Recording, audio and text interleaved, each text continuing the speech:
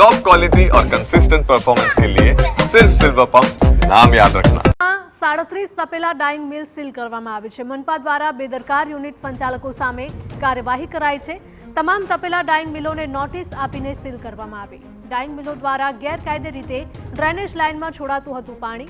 અગાઉ ઉધના વિસ્તારની 22 તપેલા ડાઇંગ મિલ સીલ કરવામાં આવી હતી।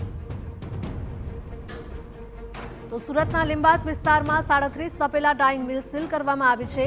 મનપા દ્વારા બેદરકાર યુનિટ સંચાલકો સામે આ કાર્યવાહી કરાઈ છે। તમામ તપેલા ડાઇંગ મિલોને નોટિસ આપવામાં આવી અને ત્યારબાદ સીલ કરવામાં આવી છે।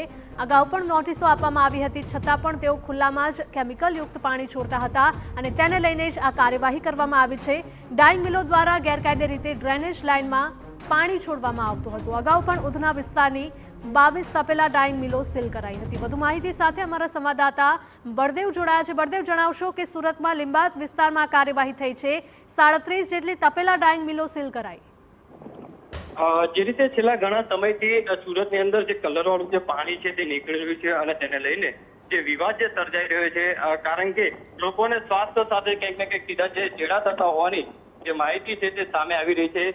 તેને ધ્યાનમાં રાખીને જે મહાનગરપાલિકા દ્વારા કડકમાં કડક કાર્યવાહી છે તે આજે ડાઇંગ મિલ અથવા તો જે ડાઇંગ ફિટિંગ ચલાવતા હોય તેમની સામે કરવામાં આવી છે।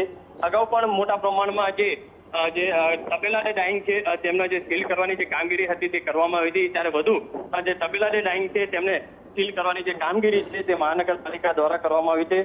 37 થી વધુ જે લિંબાયત વિસ્તાર અને ઉધના વિસ્તારમાં આવેલી જે ડાઇંગ જે મિલો છે તેને જે કલર વાળા જે પાણી છે તે ડ્રેનેજની અંદર ક્યાંક ને ક્યાંક હોવાની જે માહિતી સામે આવી હતી ને તેના કારણે જે તમામ જે સીલો કરી છે અને સાથે જો સીલ જે કોઈ પણ કંપનીના માલિક જો તૂટશે તો તેમની સામે ફોજદારીની કાર્યવાહી છે તે પણ કરવામાં આવશે અને સાથે સાથે જે છે મહત્વની વસ્તુ એ પણ છે કે તેમની સામે ફોજદારી સાથે તેમની જે મિલકતો છે તે પણ સીઝ કરવા સુધીની જે કામગીરી છે તે મહાનગરપાલિકા દ્વારા કરવામાં આવશે તેવું હાલમાં તો મહાનગરપાલિકાના અધિકારીઓ છે તે કહી રહ્યા છે।